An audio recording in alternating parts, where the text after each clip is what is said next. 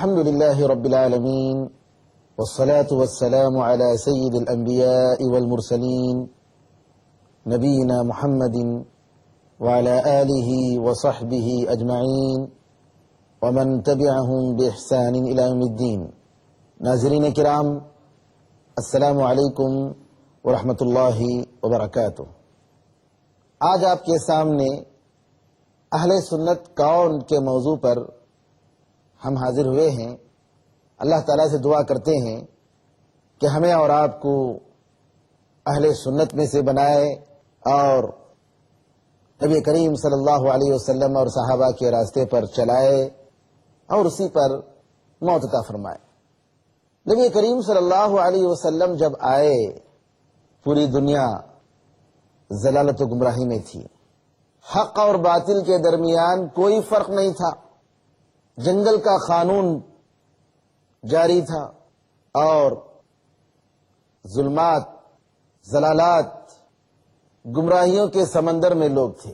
اللہ تعالیٰ نے نبی کریم صلی اللہ علیہ وسلم کے ذریعے پوری دنیا کے لیے امن و سلامتی کا پیغام بھیجا. حق اور باطل کے درمیان واضح کر دیا ایسا فرق کہ دودھ کا دودھ پانی کا پانی ہو جائے. آپ کے بعد صحابہ کرام رضی اللہ عنہ مجمعین نے، خلفائے راشدین نے آپ کے طریقے کی اتباع کی اور اس دین کو، قرآن اور حدیث کو، نبی کریم صلی اللہ علیہ وسلم کی زندگی کو دوسروں تک پہنچایا. صحابہ سے تابعین، تابعین سے تبع تابعین، یہ تسلسل آ رہا ہے. لیکن نبی کریم صلی اللہ علیہ وسلم نے اپنی امت کو بتایا کہ میری امت کے فرقے بنیں گے. آپ نے کہا یہودی 71 فرقوں میں بٹ گئے، 70 پر ایک فرقوں میں 71 پارٹیز میں بٹ گئے. عیسائی 70 پر 2 فرقوں میں بٹ گئے، 72 فرقوں میں بٹ گئے، 72 پارٹیز میں بٹ گئے. اور میری امت 70 پر 3، 73، 73 پارٹیز میں، فرقوں میں بڑھ جائے گی. نبی کریم صلی اللہ علیہ وسلم نے فرمایا کلھا فی النار، یہ جتنے فرقے ہیں سب دوزخ میں جائیں گے الا واحدہ، سوائے ایک کے. نبی کریم صلی اللہ علیہ وسلم کا یہ جملہ کہ سب کے سب دوزخ میں جائیں گے سوائے ایک کے، یہاں نبی کریم صلی اللہ علیہ وسلم نے اپنی امت کے بارے میں بتایا. نام اسلام کا، نام مسلمانوں کا، لیکن جب نبی کریم صلی اللہ علیہ وسلم اور صحابہ کا طریقہ نہیں تھا تو آپ نے بتایا کہ سب کے سب دوزخ میں جائیں گے سوائے ایک کے. صحابہ نے سوال کیا اللہ کے رسول، وہ ایک جماعت کون ہے؟ وہ کون سی جماعت ہے؟ نبی کریم صلی اللہ علیہ وسلم نے فرمایا ہم ما انا علیہ واصحابی، یہ لوگ وہ ہیں جو میں اور میرے صحابہ جس راستے پر ہیں اس راستے پر ہوں گے، اس راستے کو فالو کرنے والے ہوں گے. مسئلہ بڑا خطرناک ہے. نبی کریم صلی اللہ علیہ وسلم ایک موقع پر ایک لمبی لکیر کھینچ کر بتاتے ہیں کہ یہ سیدھا راستہ ہے جو میرا راستہ ہے اور جنت کو لے جانے والا ہے. دائیں اور بائیں مختلف لکیریں کھینچ کر بتاتے ہیں کہ یہ سب کے سب دوزخ میں لے جانے والے ہیں. شیطان ہر راستے میں موجود ہے سوائے اس میرے راستے کے. وَأَنَّ هَذَا صِرَاطِي مُسْتَقِيمًا فَاتَّبِعُوهُ، اور یہ کہ یہ میرا راستہ ہے، سیدھا راستہ، تم اسی کی اتباع کرو، اسی پر چلو. وَلَا تَتَّبِعُوا السُّبُلَ، اور بہت سارے دوسرے راستوں کے پیچھے مت جاؤ، ان پر نہ چلو. فَتَفَرَّقَ بِكُمْ عَنْ سَبِيلِهِ، اگر تم ان راستوں میں چلو گے تو میرے راستے سے، سیدھے راستے سے ہٹا کر تمہیں دوسرے راستے میں لے جائیں گے. غور کرنے کی بات ہے، نبی کریم صلی اللہ علیہ وسلم کے سیدھے راستے کے بارے میں اللہ تعالیٰ نے سنگولر، مفرد، واحد کا صیغہ استعمال کیا. باطل راستوں کے لیے پلورل کا صیغہ، جمع کا صیغہ استعمال کیا. بہت سارے راستے ہیں باطل کے، اور نبی کریم صلی اللہ علیہ وسلم نے بھی یہاں یہی بتایا کہ یہ جماعت جائے گی جنت اور باقی سب دوزخ میں جائیں گے. کتنا اہم مسئلہ ہے یہ راستہ جو نبی کریم صلی اللہ علیہ وسلم کا سیدھا راستہ ہے، جس کے بارے میں جنت میں جانے کی خوشخبری دی گئی، بعض روایتوں میں آیا ہے ہم الطائفۃ المنصورہ، کہ یہ وہ جماعت ہے جس کی مدد کی جائے گی۔ نبی کریم صلی اللہ علیہ وسلم نے فرمایا کہ یہ جماعت ایک ایسی جماعت ہوگی جو حق پر قائم رہے گی اور لوگوں کی پرواہ نہیں کرے گی کہ لوگ ساتھ دے رہے ہیں یا ساتھ نہیں دے رہے ہیں۔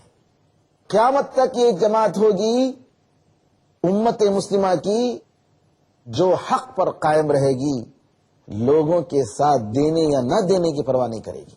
نبی کریم صلی اللہ علیہ وسلم نے یہ بھی فرمایا کہ بدا الاسلام غریبا وسیعود کما بدا فتوبى للغرباء، اسلام بالکل اجنبی ماحول میں پیدا ہوا۔ نبی کریم صلی اللہ علیہ وسلم جب توحید کا پیغام لے کر آئے تو لوگوں نے یہ سوال کیا، ارے اتنے خداؤں کے بجائے یہ خدا اس نے بنا لیا، سارے خداؤں کو ٹھکرا رہا ہے۔ نعوذ باللہ۔ نبی کریم صلی اللہ علیہ وسلم کے بارے میں کفار مکہ نے یہ جملہ کہا، اجعل الآلہۃ الہا واحدا ان ھذا لشیء عجاب، یہ تو عجیب بات ہے، جبکہ اس آسمان والے کو وہ بھی مانتے تھے۔ اللہ تعالیٰ نے اس اکیلے نبی صلی اللہ علیہ وسلم کے ذریعے پوری دنیا تک پیغام پہنچایا۔ ایک زمانہ آیا کہ جب اسلام کامیاب ہوا، پوری دنیا میں پھیلا، مشرق سے مغرب، شمال سے جنوب، اسلام پھیلتا چلا گیا۔ لیکن نبی کریم صلی اللہ علیہ وسلم نے کہا وَسَيَعُودُ كَمَا بَدَا، ایک زمانہ ایسا آئے گا کہ اسلام کی حالت ویسی ہو جائے گی جیسے پہلے تھی۔ لوگ اسلام کے چیز کو عجیب سمجھیں گے، عجیب نظر سے دیکھیں گے، اسلام کی تعلیمات پر تعجب کریں گے۔ نبی کریم صلی اللہ علیہ وسلم نے فرمایا فَطُوبَى لِلْغُرَبَاء، ایسے اجنبی ماحول میں بھی اسلام پر، صحیح دین پر قائم رہنے والوں کے لیے مبارکبادی ہے، جنت ہے۔ نبی کریم صلی اللہ علیہ وسلم نے خوشخبری دی۔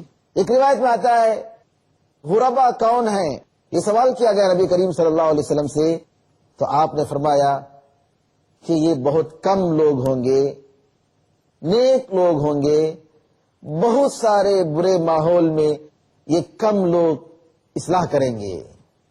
قرآن کریم کی آیت ہے یوم تبیض وجوہ وتسود وجوہ فاما الذین اسودت وجوہہم اکفرتم بعد ایمانکم فذوقوا العذاب بما کنتم تکفرون واما الذین ابیضت وجوہہم ففی رحمت اللہ ہم فیہا خالدون۔ اللہ تعالیٰ فرماتا ہے قیامت کے دن، اس دن کچھ چہرے سفید ہوں گے اور کچھ چہرے کالے ہوں گے۔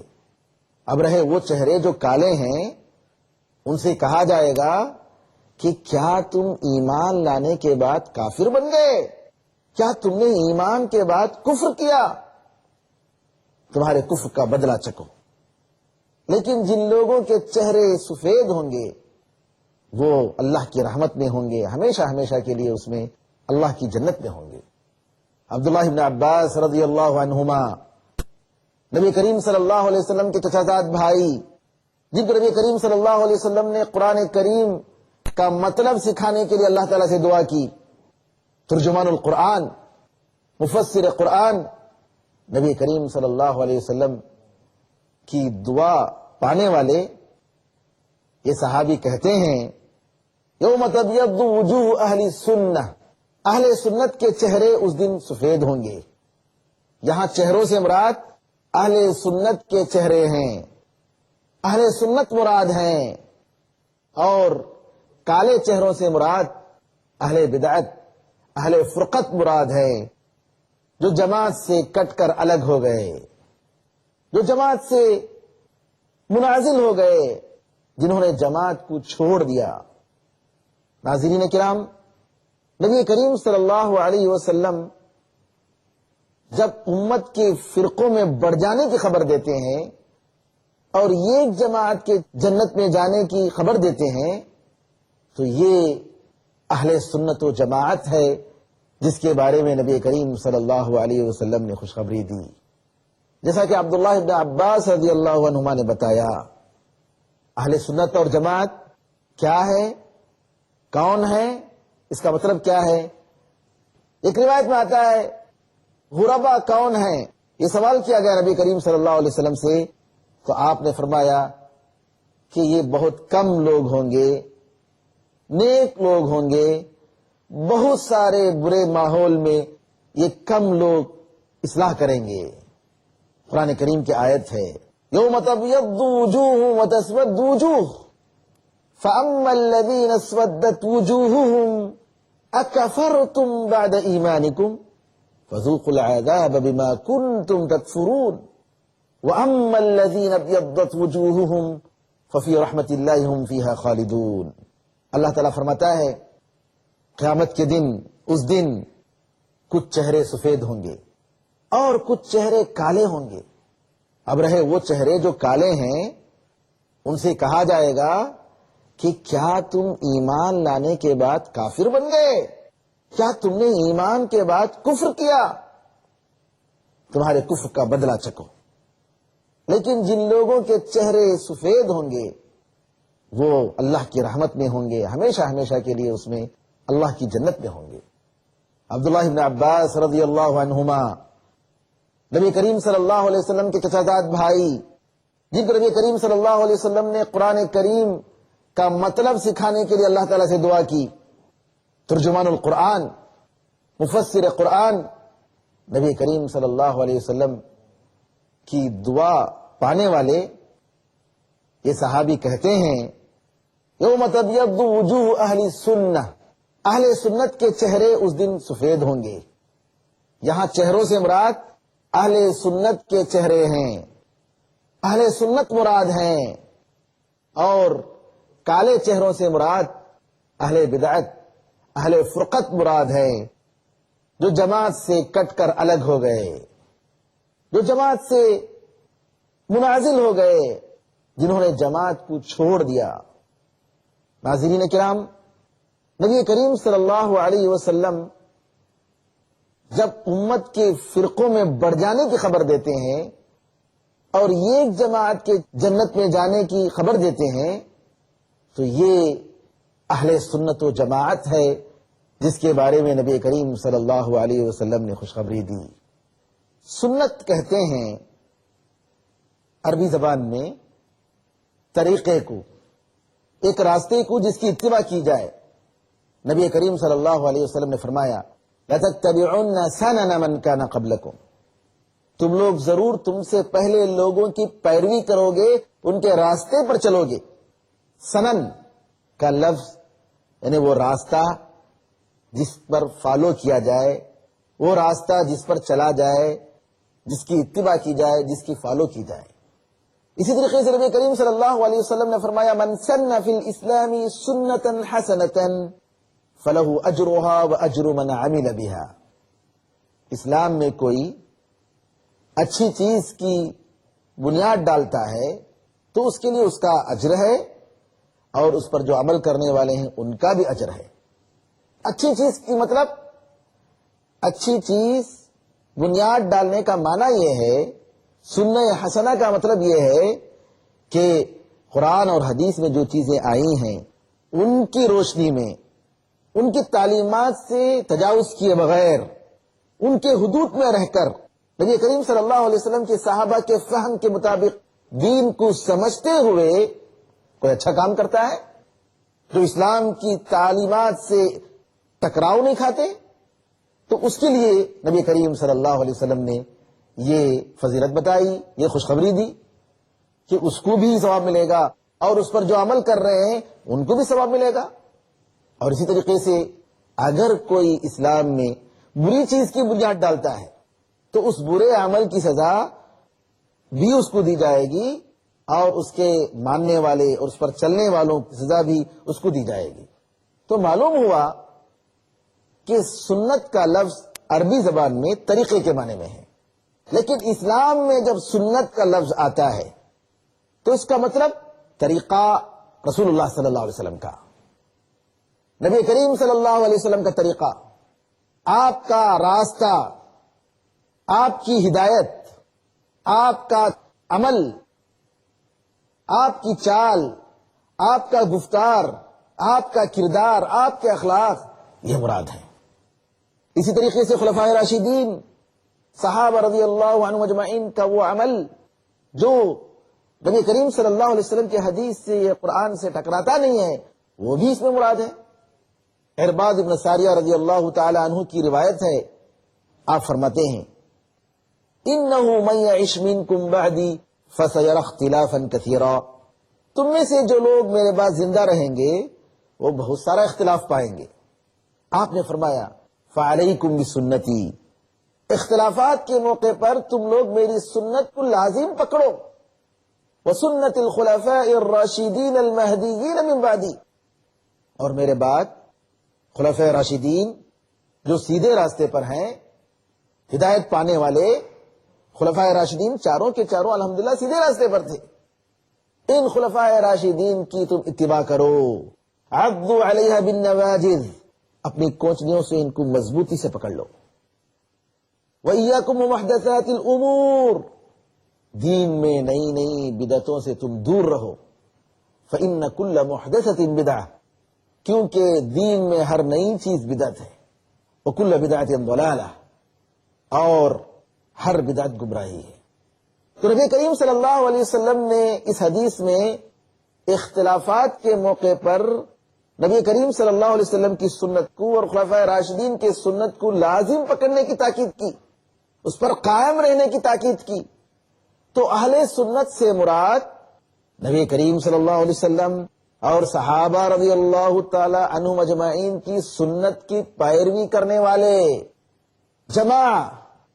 جماعت کا مطلب لوگوں کا ایک مجموعہ، لوگوں کی ایک جماعت، لیکن یہاں پر جماعت کا مطلب اہل السنت والجماعہ، اہل سنت و جماعت سے مراد صحابہ رضی اللہ تعالیٰ عنہ اجمعین، تابعین، تبع تابعین، یہ جماعت جو نبی کریم صلی اللہ علیہ وسلم کی صحیح طریقے سے انہوں نے فالو کی، اتباع کی، پیروی کی، یہ جماعت مراد ہے۔